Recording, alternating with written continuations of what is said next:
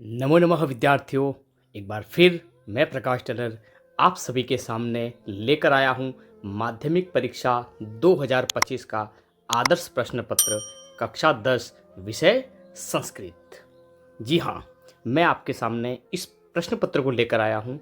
प्यारे विद्यार्थियों, यहाँ पर मैं किसी प्रश्न पत्र को हल नहीं करने वाला हूँ, अपितु मैं केवल इस प्रश्न पत्र का अवलोकन करूँगा। क्या करूँगा? अवलोकन। और मैं आपको ये बताऊँगा कि किस प्रकार से हम इस प्रश्न पत्र में जो पूर्णांक हमारा 80 अंक का जो हमारा पूर्णांक है, ये 80 अंक हम इन जो समय है हमारा 3.25 घंटे का जो समय होगा, इस समय में हम इस प्रश्न पत्र में 80 अंक किस प्रकार से ला सकते हैं, इसकी जो प्लानिंग होगी, इसकी जो स्ट्रेटजी होगी, वो मैं आपको यहाँ पर बताने जा रहा हूँ। आप सभी इस वीडियो को ध्यान से देखें और वीडियो में बताए जो निर्देश है उन निर्देश का पालन करते हुए आप इस प्रश्न पत्र को आगामी जो आने वाली आपकी परीक्षा है माध्यमिक शिक्षा बोर्ड 2025 की, उसमें आप इसको लागू कर सकते हैं और आप 80 में से 80 अंक आसानी से प्राप्त कर सकते हैं। मैं यहाँ पर आपको एक बहुत ही महत्वपूर्ण बात बताना चाहूँगा।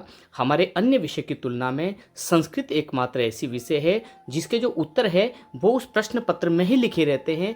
हमें केवल उस प्रश्न को समझना है और किस प्रकार से उसको हमें हल करना है वो मैं यहाँ आपको बताऊंगा। तो बने रहिए मेरे साथ इस वीडियो में। हमारे सामने जो पहला प्रश्न होगा वो होगा केसाम माला रमणीया, अर्थात किसकी पंक्तियां बड़ी सुंदर है। तो ये पाठ्य पुस्तक का प्रश्न है। यहाँ पर देखिए, पहला प्रश्न हमारी पाठ्य पुस्तक का है, इसके बाद दूसरा प्रश्न भी पाठ्य पुस्तक का है, तीसरा प्रश्न भी पाठ्य पुस्तक का है, चौथा प्रश्न भी पाठ्य पुस्तक का है, इसके बाद में जो पांचवा प्रश्न है ये भी पाठ्य पुस्तक का है, जो छठा प्रश्न है वो भी पाठ्य पुस्तक का है, इसके बाद में सातवां जो प्रश्न है ये भी पाठ्य पुस्तक का है, इसके बाद में जो प्रश्न आ रहे हैं अर्थात 8 से लगाकर जितने भी प्रश्न बनेंगे वो सभी बनेंगे हमारे व्याकरण से संबंधित है। किससे संबंधित है? व्याकरण से संबंधित। तो आपको क्या करना है, आपकी जो पाठ्य पुस्तक है, आपकी जो पाठ्य पुस्तक है उस पाठ्य पुस्तक में जितने भी पाठ दिए हैं उन सभी का एक बार आप हिंदी में अनुवाद करना नहीं, आपको केवल पढ़ना है। जैसे हम कोई कहानी सुनते हैं और किस प्रकार से हमारे दिलो दिमाग में वो कहानी छप जाती है, वैसे ही केवल आपको उन पाठों को पढ़ना है और अपने दिमाग में रखना है। ये प्रश्न आपके निस्संदेह बिल्कुल सही होंगे यदि आप उन पाठों को पढ़ते हैं। ज़्यादा पाठ नहीं है, हमारे पाठ्य पुस्तक में केवल 10 ही पाठ है और 10 पाठ हम आसानी से पढ़ सकते हैं। इसके बाद के जो प्रश्न आ रहे हैं वो व्याकरण शास्त्र से संबंधित है, जिसमें जो हमारा 8वां जो प्रश्न है वो संधि से संबंधित है। इसके बाद में 9वां जो प्रश्न है वो भी ष्टुत्व संधि से संबंधित है, 10वां अनुस्वार संधि से संबंधित है और 11वां जो प्रश्न है वो भी संधि से संबंधित है। अर्थात हमारे ये जो 4 प्रश्न आ रहे हैं ये संधि से संबंधित है। तो आप संधि को अच्छी प्रकार से पढ़ लें और किस प्रकार से इसको हल करते हैं वो मैं आपको मैंने वीडियो अपलोड किया है। इससे पहले मैंने आपको माध्यमिक शिक्षा बोर्ड 2025 का मॉडल जो प्रश्न पत्र है वो मैंने हल किया हुआ है। किस प्रकार से हम इस संधि वाले जो प्रश्न हैं उनको किस प्रकार से हल कर सकते हैं उसका मैंने इस वीडियो के डिस्क्रिप्शन में लिंक डाल दिया है, वहाँ से आप देख सकते हैं कि किस प्रकार से संधि से संबंधित है। अर्थात हमारे ये जो 4 प्रश्न आ रहे हैं ये संधि से संबंधित है। तो आप संधि को अच्छी प्रकार से पढ़ लें। माध्यमिक शिक्षा बोर्ड 2025 का मॉडल जो प्रश्न पत्र है वो मैंने हल किया हुआ है। किस प्रकार से हम इस संधि वाले जो प्रश्न हैं उनको किस प्रकार से हल कर सकते हैं उसका मैंने इस वीडियो के डिस्क्रिप्शन में लिंक डाल दिया है, वहाँ से आप देख सकते हैं कि किस प्रकार से संधि को हम हल कर सकते हैं। इसके बाद देखिए प्रश्न संख्या है यहाँ पर 12, अलम इति पदयोगे का विभक्ति है भवति और प्रति इति पदयोगे का विभक्ति भवति। अर्थात ये दोनों जो प्रश्न आ रहे हैं वो विभक्ति से संबंधित है। तो आप विभक्ति प्रकरण को अच्छी प्रकार से पढ़ लें और विभक्ति प्रकरण के केवल 2 प्रश्न आएंगे, वो यहाँ पर है, वो भी है वैकल्पिक आपके प्रश्न है। इसके बाद 14वां जो प्रश्न है वो आगच्छति इति अत्र पदे कह उपसर्गः और जो 15वां प्रश्न है समकोचम इति अत्र उपसर्गम समदंच पृथक कृत्वा लिखित। आपके उपसर्ग जो चैप्टर है उस उपसर्ग से केवल 2 प्रश्न आ रहे हैं और वो प्रश्न संख्या 14वां और 15वां आपके उपसर्ग से संबंधित ही होगा। ध्यान रहे, आप इस प्रश्न पत्र को देख लें और कौन से नंबर पे किस क्रम में प्रश्न आ रहा है उसको भी आप जरूर नोट कर लें।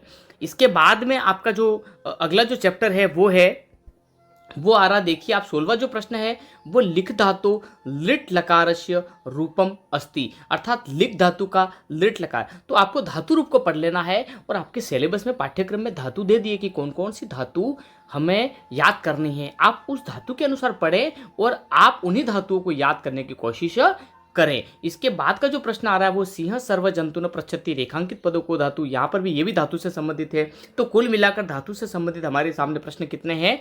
2 है। तो आप धातु से संबंधित जो लकार है आपके, लट लकार है, लिट लकार है, लंग लकार है, विधिलिंग लकार है और लंग लकार, 5 कुछ लकार है। उन पांचों लकारों को अच्छी प्रकार से आप पढ़ लें और यहाँ पर इस प्रश्न को हल करने का प्रयास करें। मुझे पूरा विश्वास है ये प्रश्न आपके पूरे के पूरे सही होंगे। तो 17 जो आपके अब सदा आ रहे हैं। इसके बाद जो दूसरा प्रश्न आ रहा है वो है आपके सामने रेखा रिक्त स्थान से संबंधित है। और इस रिक्त स्थान वाले जो प्रश्न है उसको हमें किस प्रकार से हल करना है। यहाँ पर देखिए तव्यत प्रत्यय है, इसके बाद टाप प्रत्यय है, त्वम प्रत्यय है। तो हमारे सामने जो रेखांकित वाला जो प्रश्न है उसमें रिक्त स्थान वाला जो प्रश्न है उसमें हमारे सामने 3 प्रश्न है। ये तव्यत, टाप और त्वम, आप प्रत्यय को अच्छी प्रकार से पढ़ ले। हमारे पाठ्यक्रम में कौन कौन से प्रत्यय है और किस प्रकार से हल करते हैं, नीचे डिस्क्रिप्शन में मैंने वीडियो डाल दिया, उसको आप आसानी से देख सकते हैं किस प्रकार से मैंने प्रश्न पत्र को हल किया। प्रत्येक प्रश्न पत्र के हल के साथ साथ मैंने व्याकरण का विश्लेषण भी किया है कि किस प्रकार से शब्दों को हम यहाँ पर लिख सकते हैं, उसका मैंने विश्लेषणात्मक विधि से यहाँ पर मैंने हल किया हुआ है। आप वहाँ जाकर पार्ट 1 और पार्ट 2 दोनों के लिंक मैंने डाल दिए, वहाँ पर आप देख सकते हैं। इसके बाद चौथा प्रश्न और जो 5वां प्रश्न है ये हमारे विभक्ति से संबंधित है। विभक्ति प्रकरण अर्थात शब्द रूप जो है वो विभक्ति से संबंधित है और किस प्रकार से इसको हम हल करते हैं वो भी मैंने नीचे डिस्क्रिप्शन में लिख दिया है, किस प्रकार से मैंने उस प्रश्न पत्र को हल किया है। इसके बाद जो तीसरा प्रश्न है वो है अधोलिखितम गद्यांशम पठित्वा एतत् आधारित प्रश्नानाम उत्तराणि यथा निर्देशम लिखत, अर्थात नीचे लिखे गद्यांश को पढ़कर इस पर आधारित प्रश्नों के उत्तर लिखिए। बहुत ही आसान और बहुत ही सरल है। यहाँ पर हमारे सामने एक गद्यांश आएगा, ध्यान रहे प्रश्न संख्या 3 में अपठित गद्यांश ही आएगा, तो वहाँ प्रश्न पत्र में भी अपठित गद्यांश क्रम संख्या 3 पर ही होगा। इस बात को आप अच्छी प्रकार से जान लें, अपने लीलो दिमाग में इस प्रश्न पत्र की छवि अपने दिमाग में फिट कर लें, किस प्रकार से वहाँ पर जो प्रश्न आएगा किस प्रकार से हमें हल करना है। तो यहाँ पर सबसे पहले आप इसको पढ़ें, अर्थ नहीं आता है कोई बात नहीं, टूटा फूटा अर्थ आप थोड़ा बहुत इसका अर्थ करने की कोशिश कीजिए, पूरा प्रश्न आपको समझ में आ जाएगा। इसके बाद में एक पद में आपको उत्तर लिखना है, पर्यावरण प्रदूषणम कस्मात् जायते, यहाँ पर आपको केवल एक ही पद में उत्तर लिखना है। आप इसके बाद में कस्य स्वच्छ तो ऊपरी विशेष आग्रह आसित, किसका स्वच्छता के ऊपर विशेष आग्रह, यहाँ पर कश्य है और यहाँ पर कस्माद है। आपको केवल इनकी जगह उत्तर लिखना है और एक पद में ही लिखना है। अगला जो अपना है वो है पूर्ण वाक्यन उत्तरतः, अर्थात पूर्ण वाक्य में उत्तर लिखिए। तो आपको यहाँ पर प्रश्न की मदद लेते हुए उत्तर लिखना है। स्वच्छतायाः प्रेरणा केन ग्रहीतुं शक्यते अस्य गद्यांशस्य समुचितम शीर्षकम लिखत हो। तो यहाँ पर तो गद्यांश का हमें शीर्षक लिखना है, आप उस गद्यांश को पढ़ें। उस गद्यांश में सबसे ज़्यादा पर जिन शब्दों का यहाँ पर जिक्र हुआ है, आपको यदि आप पढ़ोगे तो आपको समझ में आ जाएगा कि इस गद्यांश में किसके बारे में बातचीत हो रही है, वो यहाँ पर हमारा शीर्षक हो जाएगा। इसके बाद इसी गद्यांश में व्याकरण से संबंधित हमारे सामने प्रश्न होंगे। व्याकरण शास्त्र का जिसमें प्रश्न है वो है पहला प्रश्न है इसमें स्वच्छम भारतम इति अत्र विशेषण पदम लिखत। प्यारे विद्यार्थियों, आपके पाठ्यक्रम में दिया हुआ है विशेषण और विशेष्य।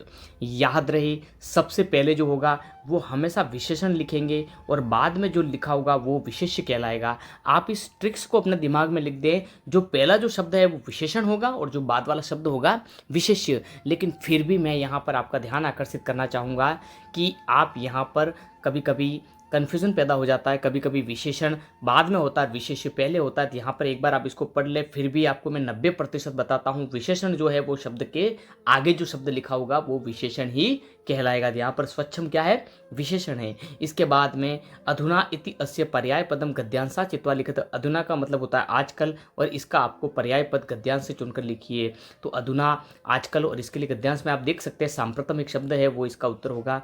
कुल मिलाकर आपको ये ध्यान में रखना है कि यहाँ पर हमारा व्याकरण से संबंधित जो प्रश्न है वो विशेषण से संबंधित आएगा, इसके बाद पर्यायवाची वाला पद आएगा और इसके बाद तीसरा जो है वयम पर्यावरण संरक्षणार्थम प्रयत्नं कुर्मः इति अत्र कुर्म इति क्रियापदस्य कर्तृपदम लिखत। यहाँ पर जो कुर्म शब्द है उस क्रियापद का कर्तृपद क्या होगा, तो ये कर्तृपद होगा। वयम इसी पंक्ति में यह उत्तर है। तो आप ये देख लें, यहाँ पर जो तीसरा प्रश्न पूछा जाएगा, हमारे तीसरे प्रश्न का जो तीसरा प्रश्न होगा व्याकरण वाला, उसमें यहाँ पर हमें क्रियापद पूछ सकता है या फिर कर्तापद पूछ सकता है। तो याद रहे क्रिया हमेशा अंत में होती है और कर्ता हमेशा शुरू में लिखा रहता है। इसके बाद खंड ब हमारा शुरू हो रहा है और जिसमें यहाँ पर विभक्ति और कारण वाला प्रश्न आएगा।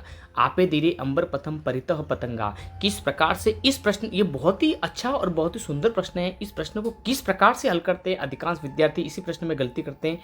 हमें सबसे पहले यहाँ पर विभक्ति लिखनी है। क्या लिखनी है? हमें विभक्ति लिखनी है और विभक्ति लिखने के बाद आपको नीचे लिखना है कारण, अर्थात अगर उस शब्द में कोई दूसरी विभक्ति, तृतीय विभक्ति, चतुर्थी, पंचमी, षष्ठी, सप्तमी ऐसी कोई विभक्ति है तो उस विभक्ति का कारण, क्यों है वो विभक्ति, वो हमें कारण लिखना है। तो यहाँ पर सबसे पहले विभक्ति, रेखांकित जो शब्द होगा उसमें आपको विभक्ति बतानी है। और ध्यान रहे इस प्रश्न की एक ट्रिक से है कि उस रेखांकित पद के बाद में जो पहला शब्द होगा, यहाँ पर ये वाला शब्द आप देख रहे हैं, यहाँ पर मैं आपको अलग कलर में बता देता हूँ। ये जो शब्द दिख रहा है आपको परितः, ये उपपद है, ये इसका कारण होगा। तो आप लिखोगे परितः योगे। ध्यान रहे रेखांकित के बाद वाला जो पद होगा वो क्या हो जाएगा, उसका कारण हो जाएगा। इसको आप लिख लें और समझ लें अच्छी प्रकार से। इसके बाद में जो पांचवा प्रश्न आ रहा है वो संख्यावाची शब्दों संस्कृत लिखता अर्थात संख्या ज्ञान वाला। यहाँ पर ध्यान रहे जो 48 जो आया ये हमारे पाठ्यक्रम का एक हिस्सा नहीं है, क्योंकि हमारे पाठ्यक्रम में 100 तह अग्रे अर्थात 100 से आगे की गिनती हमारे पाठ्यक्रम में लिखी हुई है। तो आप यहाँ पर घबराएं नहीं, आपकी जो गिनती है वो 100 से अधिक की आएगी। आपको इस प्रश्न को हल करते समय एक शब्द आपको लिखना ही है और दोनों में लिखना है, आपको अ और ब दोनों में लिखना है और वो शब्द है आपका अधिक। कौन सा शब्द? अधिकम। इसका प्रयोग आपको करना ही है। और कोई भी शब्द आ जाए, मैं केवल यहाँ पर 113 की हल करूँगा क्योंकि 48 हमारे पाठ्यक्रम का एक हिस्सा नहीं है। 113 को हम संस्कृत में कैसे लिखेंगे तो ध्यान रहे 113 के दो हिस्से होते हैं यहाँ पर 13 और 100। तो सबसे पहले हम यहाँ पर जो 13 है उसकी संस्कृत बनाएंगे। क्या बनेगी इसकी? त्रयोदश। और ये अधिक है तो त्रयोदश अधिकम एक शतम। इस प्रकार से हम इस प्रश्न पत्र को हल करेंगे। अगला जो प्रश्न है प्रश्न संख्या 6, वानरः आत्मनम वनराज पदाय योग्यम मन्यते, अर्थात बंदर खुद को वनराज पद के योग्य मानते हैं। रेखांकित पदम आधृत्य प्रश्न निर्माणम कुरुतो, रेखांकित पद को का आधार लेकर प्रश्न निर्माण करें। प्यारे विद्यार्थियों, यहाँ पर ये जो प्रश्न है वो दो भागों में बटा हुआ है, आधा और आधा। अर्थात आधा जो आपको मिलेगा वो आपको जो शब्द है रेखांकित इसको हमें हटाना है और यहाँ पर हमें प्रश्नवाचक शब्द लगाना है। और आधा जो मिलेगा आपको इस जो पंक्ति है पूर्ण विराम, ये जो रेखा दिख रही है इसको हटाकर हमें इसकी जगह क्या लगाना है? प्रश्नवाचक चिन्ह। तब जाके हमें इस प्रश्न में 1 नंबर पूरा मिलेगा। ध्यान रहे जिस विभक्ति का यहाँ पर शब्द दिया है उसी विभक्ति का आपको प्रश्नवाचक शब्द लगाना है। तो वनराज पदाय में यहाँ चतुर्थी विभक्ति है और चतुर्थी विभक्ति में किम शब्द की क्या रूप बनेंगे? कस्मे। क्या बनेगा? कस्मे। अगला है अधोलिखित श्लोकस्य हिंदी भाषायाम सप्रसंगम भावार्थम लिखत, नीचे लिखे श्लोक का हिंदी भाषा में सप्रसंग भावार्थ लिखिए। प्यारे विद्यार्थियों, सप्रसंग भावार्थ हमें लिखना है और ध्यान रहे किस प्रकार से लिखना है ये मैं आपको यहाँ पर बता रहा हूँ। सबसे पहले आपको कुछ यहाँ पर महत्वपूर्ण बिंदु है। सबसे पहले हम यहाँ पर लिखेंगे अन्वय। क्या लिखेंगे? अन्वय। इसके बाद में हम लिखेंगे संदर्भ या प्रसंग, अर्थात ये जो श्लोक है ये कहाँ से लिया गया है वो हमें लिखना है और इसमें किस विशेषताओं का यहाँ पर उजागर किया है उन विशेषताओं को हमें यहाँ पर लिखना है। और यदि इस श्लोक को किसी कवि ने लिखा है तो उस व्यक्ति का हमें नाम लिखना है। और इसके बाद हम लिखेंगे इसका अनुवाद और अंतिम में हम करेंगे व्याकरणात्मक टिप्पणी। यदि आपको कोई समस्या होती हो तो आप नीचे लिंक में, मैंने डिस्क्रिप्शन बॉक्स में मैंने लिंक दे दिया है और इस प्रश्न को मैंने अच्छी प्रकार से हल किया हुआ है। आप चारों बिंदुवार देख ले। संदर्भ आप पहले भी लिख सकते हैं, अन्वय आप बाद में लिख सकते हैं, या अन्वय पहले लिख दें आप संदर्भ बाद में लिख दें, कोई समस्या नहीं है। किस प्रकार से हल करते हैं ये मैंने आपको नीचे डिस्क्रिप्शन में पूरा प्रश्न पत्र हल किया है, आप वहाँ जाकर इसको देख ले। अगला जो प्रश्न है वो है प्रश्न संख्या 8 है अधोलिखित श्लोकस्य अन्वयम मंजूषातः पदानि चित्वा पूर्यत, अर्थात नीचे लिखे श्लोक का अन्वय मंजूषात अर्थात जो मंजूषा दी हुई है इस मंजूषा से पदों को चुनकर पूरी कीजिए। तो प्यारे विद्यार्थियों ये प्रश्न बहुत ही सरल है, आप कुछ नहीं करना है, केवल इसको समझना है। अवक्रता यथा चित्ते तथा वाची भवेदिति तद एव आहु महात्मनः समत्वम इति तथ्यत। तो यहाँ पर देखिए यथा शब्द है और यहाँ पर चित्ते तथा यदि, तो आपको देखना है हमारे श्लोक में ये शब्द कहाँ है? यथा ये रहा, यथा यहाँ पर आपके दिया हुआ है यथा ये रहा और चित्ते ये रहा और तथा यदि, तथा भी है और यदि, तो कौन सा शब्द यहाँ लिखा है? इसने नहीं लिखा है। सबसे पहले अवक्रता। क्या हमारे यहाँ नीचे बॉक्स में अवक्रता शब्द है? ये रहा अवक्रता। तो यहाँ पर हम क्या लिखेंगे? अवक्रता। यदि भवेत, यदि और भवेत, तो कौन सा शब्द इसने छोड़ दिया है? वाची। तो क्या हमारे बॉक्स में वाची दिया हुआ है? ये वाची। तो यहाँ पर क्या आ जाएगा? वाची। नंबर 3 पे क्या आएगा? तथ्यतः तदेव। तो तथ्यतः शब्द ये रहा और तदेव ये रहा। तो कौन सा शब्द इसने बीच में नहीं लिखा है? वो है महात्मनः। क्या लिखा है? महात्मनः। तो नंबर 3 पे क्या आएगा? महात्मानः। और अंतिम में क्या लिखा हुआ है? चौथे नंबर पे क्या आ जाएगा? यहाँ पर हमारे सामने अंतिम शब्द है समत्वम। यहाँ पर आ जाएगा समत्वम। इस प्रकार से हम इसको हल करेंगे। अगला प्रश्न है 9। स्व पाठ्यपुस्तकात् श्लोक द्वयम लिखत यद अस्मिन् प्रश्नपत्रे न स्यात्। यहाँ पर आपको कोई 2 श्लोक लिखने जो इस प्रश्न पत्र में नहीं आए हो। याद रहे, जो इस प्रश्न पत्र में नहीं आए हैं वही श्लोक आपको अपनी पाठ्य पुस्तक से यहाँ पर लिखने हैं। तो ये प्रश्न बहुत सरल है। मुझे लगता है आपने श्लोकों को अच्छी प्रकार से याद कर लिया होगा। कुल मिलाकर आप 6 श्लोक याद रखें, क्योंकि 4 आपके श्लोक इस प्रश्न पत्र में आ रहे हैं। कहीं ऐसा नहीं हो कि आप जो श्लोक याद कर रहे हैं और वो श्लोक आपके प्रश्न पत्र में आ जाएं, तो फिर समस्या हो जाएगी। इसलिए आपको 6 श्लोक याद रखें। अगला जो प्रश्न है 10। बुद्धिर्बलवती सदा इति पाठसारम हिंदी भाषायाम लिखत विचित्रः साक्षी इति पाठसारम हिंदी भाषायाम लिखत। यहाँ पर 2 पाठों के नाम हैं, बुद्धिर्बलवती सदा और विचित्र साक्षी। इन दोनों पाठों को आप अच्छी प्रकार से पढ़ लें और इनमें से किसी एक का सार आप लिखें। तो ध्यान रहे, आपकी पाठ्य पुस्तक में जो कहानी वाले पाठ है मुश्किल से 2 या 3 ही हैं, उनको आप एक बार पढ़ लें, क्योंकि उन तीनों में से एक पाठ यहाँ पर पूछा जाएगा और आप अपने शब्दों में अपनी भाषा के अनुसार उसको लिखें, लेकिन लिखना है आपको हिंदी भाषा में। इसके बाद खंड जो स है वो है 11वां प्रश्न है, जिसमें अधोलिखित गद्यांशम पठित्वा एतत् आधारित प्रश्नानाम उत्तराणि यथा निर्देशम लिखत। ये अपने पाठ्य पुस्तक का एक पाठ है और उस पाठ में से आपके सामने कुछ प्रश्न आएंगे जिनका उत्तर आपको लिखना है। तो पूर्व में भी आपको मैं बता चुका हूँ किस प्रकार से हमें लिखना है। इसमें ग्रामर के भी कुछ प्रश्न आएंगे, व्याकरण से भी कुछ प्रश्न आएंगे, किस प्रकार से हमें हल करना है इनको आप अच्छी प्रकार से। व्याकरण का ही प्रश्न है और इसी का जो अथवा है वो ये रहा। तो यहाँ पर भी इसको आप अच्छी प्रकार से पढ़ लें, किस प्रकार से इन्हें हल करते हैं। ये मैं प्रश्न पत्र हल कर चुका हूँ, वहाँ से आप देख लें। इसके बाद का जो प्रश्न है वो प्रश्न संख्या 12 है और वो ध्यान रहे वो भी आपको इसी में से उत्तर निकाल के लिखने हैं, लेकिन वो पद्यांश होगा। क्या होगा? पद्यांश, अर्थात श्लोक होगा और श्लोक में से हमें प्रश्न निकाल करके लिखने हैं। तो किस प्रकार से लिखते हैं ये मैंने आपको समझा दिया है। अगला हमारा प्रश्न है, इसके बाद इसी का भी अथवा दिया हुआ है और इसके बाद जो 13वां प्रश्न आ रहा है वो भी इसी से संबंधित है, लेकिन वो है नाटक है। क्या है? नाटक। और इसमें नाटक में हमें इसी प्रकार से प्रश्न निकालने हैं। तो आपने, मुझे नहीं लगता कि इसमें आपको समझाने की समस्या है। आप इसको पढ़ें और दिए गए प्रश्नों के उत्तर आप आसानी से लिख सकते हैं। इसमें भी प्रश्न संख्या 14 है, यथा निर्देशम उत्तरम लिखो। तो निर्देश के अनुसार उत्तर लिखिए।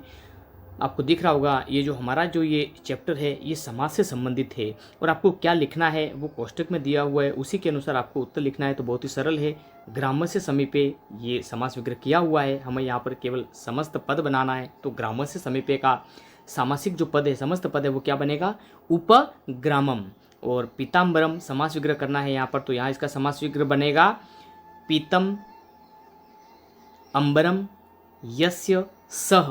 और अगला है दशानन समासस्य नाम लिखत। यहाँ पर हमें समास का नाम लिखना है, तो इसका समास का जो नाम होगा वो होगा बहुव्रीहि समास। किस प्रकार से हल हुआ या प्रश्न पत्र में हल कर चुका, वहाँ पर से आप इसको देख लें। आप समास को अच्छी प्रकार से पढ़ लें और ज़्यादा हमें घबराना नहीं है, क्योंकि ये प्रश्न बहुत ही सरल है। आप केवल इसको समझें और समझ के अनुसार आपने जो कोष्टक में लिखा है उसी के अनुसार इसका उत्तर लिखें। अगला प्रश्न है प्रश्न संख्या 15, मंजूषाया पद प्रदत्ति समुचिते अव्यय पदे वाक्यानि पूर्वत। अव्यय से संबंधित है और इसमें 3 हमारे सामने शब्द आएंगे और 3 ही रिक्त स्थान आएंगे, तो हमें यहाँ पर इसको लिखना है। ध्यान रहे, इसमें जो आपको पहले आता है उसको आप सबसे पहले कर दें। कभी कभी क्या होता है 2 आपको आ रहा है, तीसरा नहीं आ रहा है, तो तीसरा तो ऑटो सिस्टम हो जाएगा, फिर वो ऑटोमेटिक आ जाएगा। इसलिए आप इसको घबराएं नहीं, इसको आप पढ़ें। सत्यम जयते, और ये सत्यमेव जयते आपने इसको सुना भी होगा। तो यहाँ पर क्या आ जाएगा? एव। क्या आएगा? एव। इसके बाद सह गच्छति, वह जाता है। अहम गच्छामि, मैं जाता हूँ, तो यहाँ पे क्या आ जाएगा? अपि, मैं भी जाता हूँ। वायुः अस्ति, तो अंत क्या बचा? सर्वत्र। वायुः सर्वत्र अस्ति, हवा सभी जगह है। बहुत ही ये सरल प्रश्न है। अगला प्रश्न है प्रश्न संख्या 16 है भवान राजकीय उच्च माध्यमिक विद्यालयस्य दशम्याः कक्षायाः छात्र नवीनो अस्ति भवान रुग्णो अस्ति स्वकीयं प्रधानाचार्यं प्रतिदिनद्वयस्य अवकाशार्थम एकं प्रार्थना पत्रं लिखतु। प्यारे विद्यार्थियों, आपको यहाँ पर केवल एक प्रार्थना पत्र लिखना है, जहाँ विद्यालय का जो नाम है वो यहाँ पर दे दिया है और कौन सी कक्षा का विद्यार्थी है, 10वीं कक्षा का विद्यार्थी, और क्या नाम है उसका, नवीन। तो वो क्या है, बीमार है। तो यहाँ पर अपने प्रधानाचार्य को 2 दिन की छुट्टी के लिए आपको अपने प्रधानाचार्य को एक प्रार्थना पत्र लिखना है, जिसमें कारण लिखना है कि आप बीमार है। किस प्रकार से लिखते मैंने आपकी स्क्रीन पे लिख दिया है, आप इसको देख लें। और यदि आप इसको नहीं करना चाहते हैं तो इसी का एक अथवा प्रश्न दे दिया है, भवती नेहा अस्ति, आप नेहा है, स्वकीया पलक सखीं प्रति स्वविद्यालय से वार्षिकोत्सव विषय अधोलिखित पत्रम मंजूषायाः उचित पदानि चित्वा रिक्त स्थानानि पूर्यत। यहाँ पर कुछ शब्द दिए हुए, हमें इन शब्दों को अच्छी प्रकार से पढ़ना है और इसके बाद में यहाँ पर कुछ रिक्त स्थान है, उन रिक्त स्थानों में हमें इसको भरना है।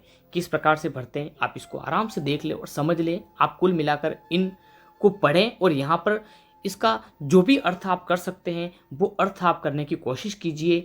आप पहले जो आता है उसे पहले भरिए और अंत में कोशिश कीजिए ये प्रश्न आपका बिल्कुल सही हो जाएगा।